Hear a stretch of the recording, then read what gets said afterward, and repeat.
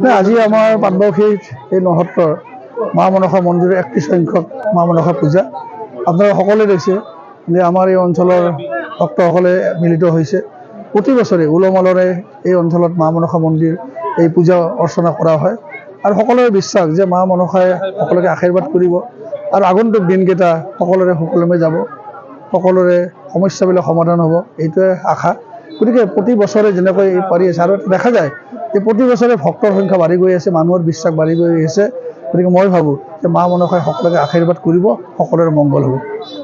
31তম বাৰ্ষিক মা মনসা পূজা মহোৎসৱটো এইবেলি 4দিনীয়া কাৰ্যসূচীৰে অনুষ্ঠিত কৰা হৈছে। ইয়াত বিভিন্ন ধৰণৰ কাৰ্যসূচী আমি হাতত লৈছোঁ। প্ৰতি বছৰে যি আমি কাৰ্যসূচী লৈ আহিছোঁ, কিন্তু এইবাৰ আমি একদিন বেছিকৈ বঢ়াই দিছোঁ।